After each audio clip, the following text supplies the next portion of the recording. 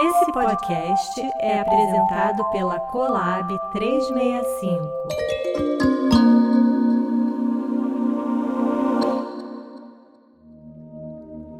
Olá, bem-vindas e bem-vindos a esse podcast com procedimentos guiados da técnica de Alexander.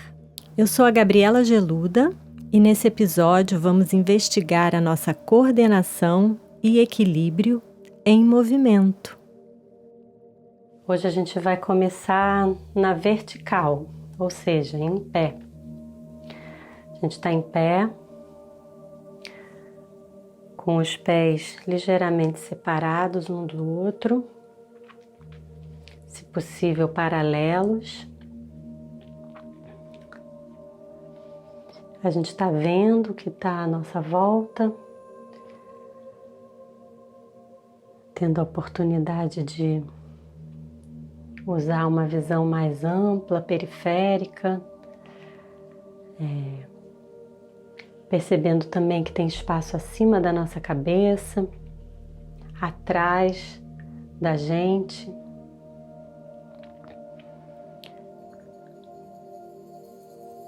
Na nossa frente, na nossa lateral, entre também, espaço entre as pernas, entre o braço e o tronco. Que esse espaço está todo recheado de ar e que a gente está respirando, esse ar está entrando e saindo suavemente, sem esforço. E a gente pode perceber, pode colocar os dedos na altura dos lóbulos das orelhas, paralelos ao chão, para nos dar referência de onde é o topo da nossa coluna. Então, o topo da nossa coluna fica nessa altura, altura dos lóbulos das orelhas, dentro do nosso pescoço. A gente pode ter a referência também das maçãs do rosto, pode colocar os dedos também nas maçãs do rosto, imaginar uma linha indo para trás a partir das maçãs do rosto. A gente também vai encontrar essa altura do topo da coluna. Como é um lugar de difícil acesso que a gente não pode ver, é bom a gente ir se dando essas referências para que esse suporte para o nosso crânio, essa primeira vértebra chamada Atlas, que sustenta o peso da nossa cabeça, e toda a coluna que nasce ali continua até o nosso cóccix, possa ir clareando para a gente. Porque a partir do momento que ela vai clareando, sem nenhum esforço, a gente também vai permitindo que a cabeça descanse mais nessa altura, nessa coluna. E isso vai permitindo que toda a musculatura da cervical, em volta da cervical, do nosso pescoço, vá podendo fazer um pouco menos, porque a gente vai devolvendo a responsabilidade de sustentação da cabeça para essa coluna, em toda a sua inteireza.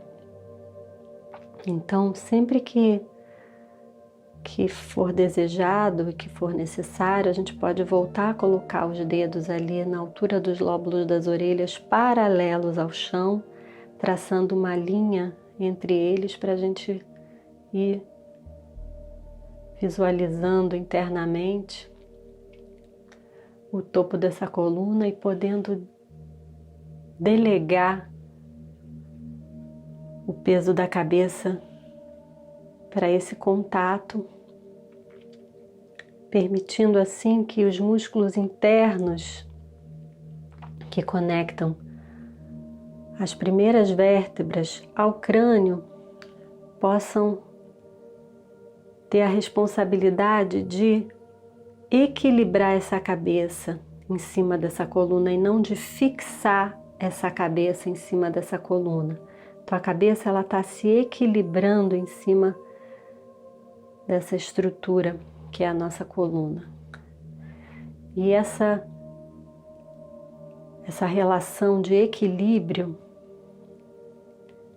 essa experiência de equilíbrio é uma experiência que favorece a mobilidade, que favorece a liberdade, que favorece menos desgaste muscular, que favorece as nossas coordenações de estarem sendo ativadas. Então a gente vai renovando essa lembrança de que a cabeça está se equilibrando no topo da coluna, nessa altura que a gente está tentando identificar. E esse peso então vai sendo absorvido, vai sendo transferido por cada vértebra através da coluna. Quando chega na região da bacia, ele é transferido também pela bacia através das pernas para o chão, através dos pés.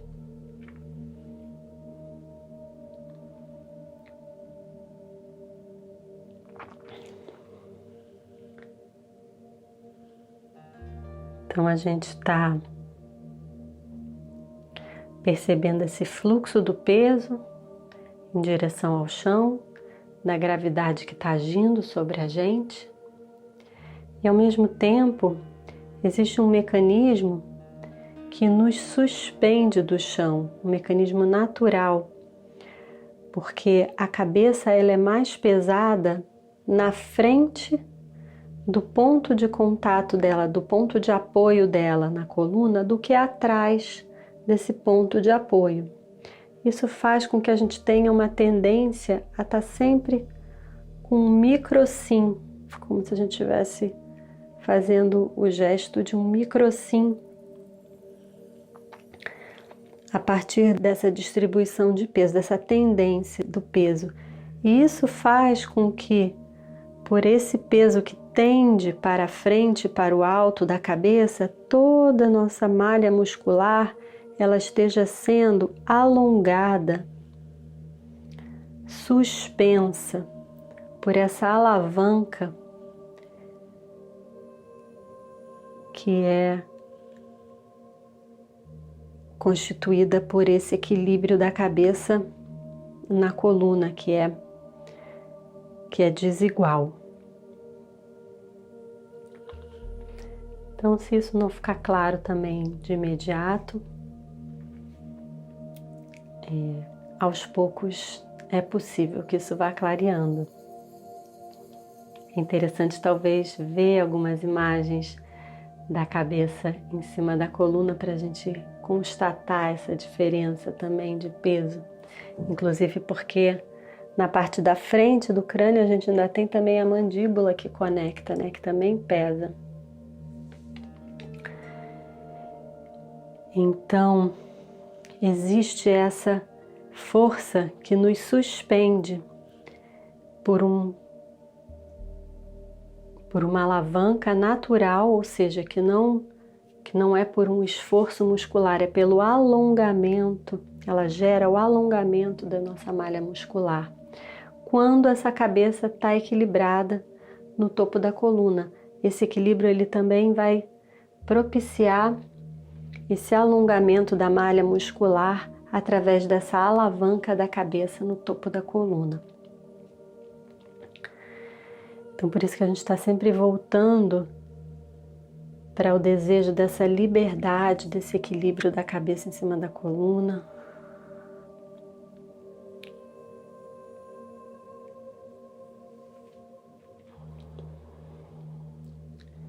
E voltando a perceber o espaço em volta, incluindo a nossa percepção da nossa coluna, da cabeça descansando, das nossas pernas, transferindo o nosso peso também até o chão e, ao mesmo tempo, nos sustentando em direção ao teto e ao céu, nos projetando a gente também está incluindo essas informações visuais, a informação auditiva através desse áudio.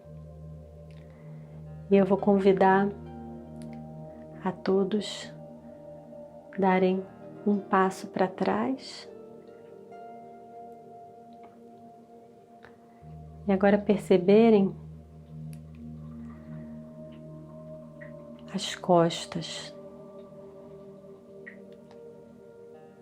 Geralmente, quando a gente dá um passo atrás, a gente ativa um pouco mais a nossa percepção das nossas costas. E como a gente tem muito uma tendência de se projetar para frente, isso é uma estratégia bastante interessante para a gente voltar para o nosso eixo e estar usando as nossas costas como sustentação. Então a gente dá mais um passinho para trás, percebendo as costas, pode dar outro passo para trás, vai caminhando um pouco para trás e vai observando toda essa parte de trás do corpo que vai sendo acariciada pelo ar através do movimento. Então a parte de trás da cabeça, a parte de trás da cervical, a parte de trás das costas, omoplatas, costelas, parte de trás da bacia, parte de trás das pernas. E a gente pode parar um pouquinho. E a gente continua renovando essa percepção da parte de trás do nosso corpo, principalmente das nossas costas. E a gente vai dar um passo à frente em um momento, mas a gente vai continuar trazendo a nossa atenção para a parte de trás do nosso corpo. Então a gente vai dar um passo e outro passo.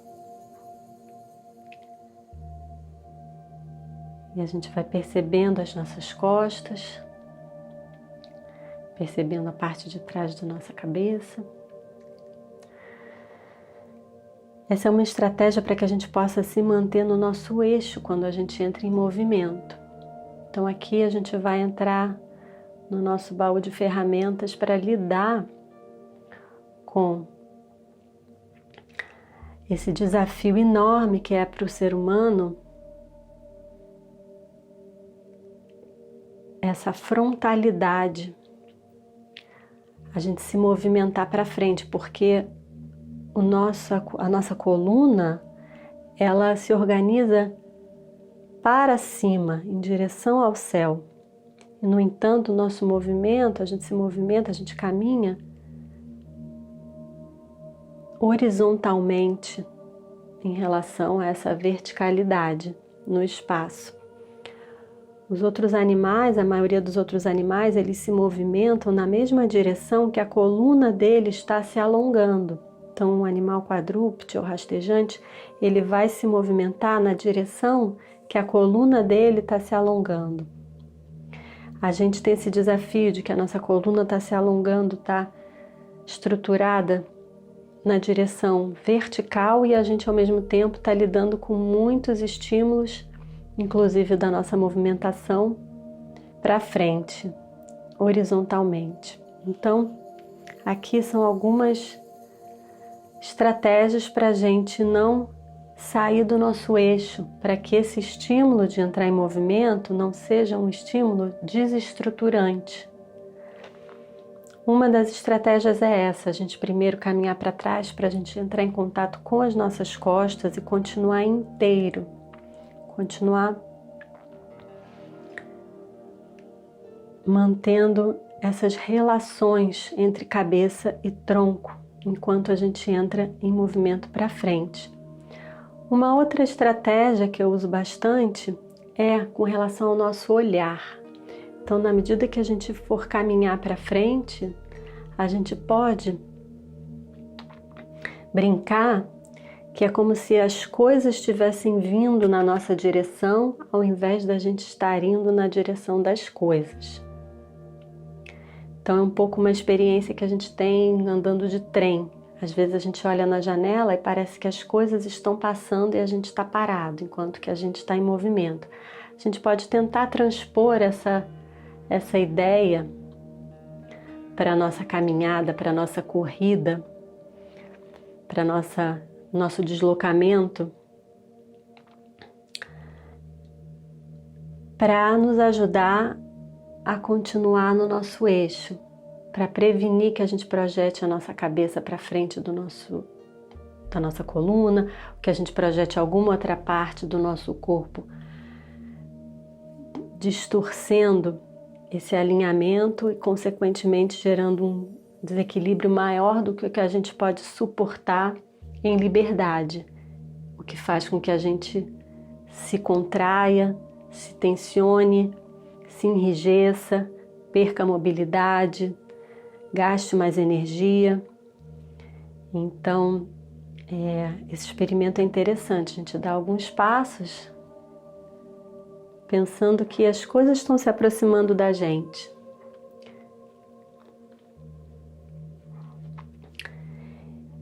Outra ferramenta que eu vou dividir com vocês é observar a distância entre aonde a gente está e o que a gente está vendo. Incluir essa tridimensionalidade não só na nossa relação com a gente mesmo, mas também com a nossa relação com o espaço aonde a gente está se movendo.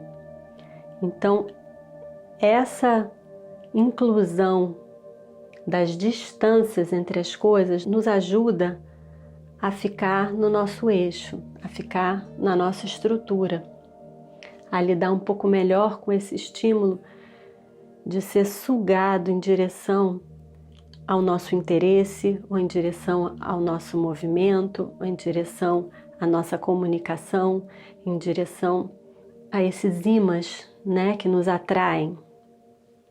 Então a gente pode continuar dando atenção ao que quer que a gente queira, mas incluindo os espaços entre e os espaços internos também dentro da gente.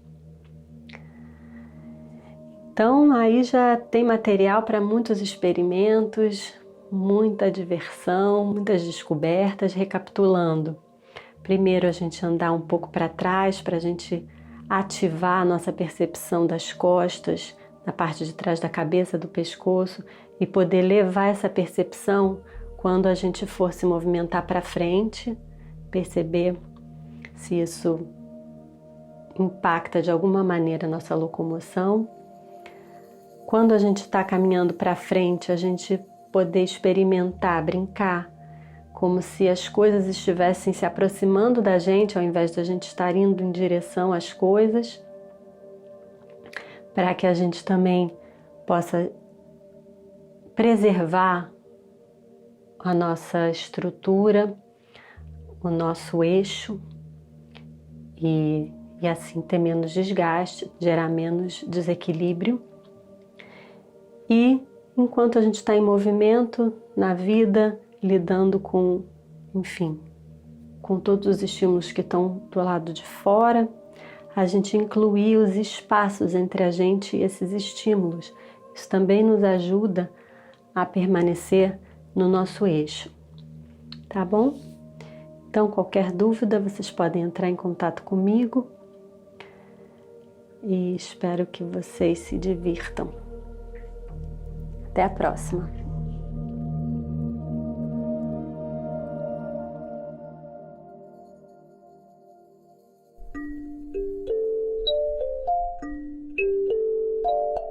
Hoje ficamos por aqui. Lembrando que esse episódio não substitui uma aula presencial da técnica de Alexander. A ideia é que ele funcione como um suporte para a prática cotidiana de cada um. Se você quiser saber mais sobre essa técnica, minhas aulas individuais e cursos, visite o meu site gabrielageluda.com.br. bons experimentos. Esse podcast é o resultado de uma collab entre eu e a Collab 365, com a direção de criação de André Galhardo e produção executiva de Ricardo Oliveira. A edição foi da Luísa Flaios e do Ricardo Oliveira, que também mixou e desenvolveu a identidade sonora. O design e as ilustrações foram criados por Daniela Cabral e João Galhardo.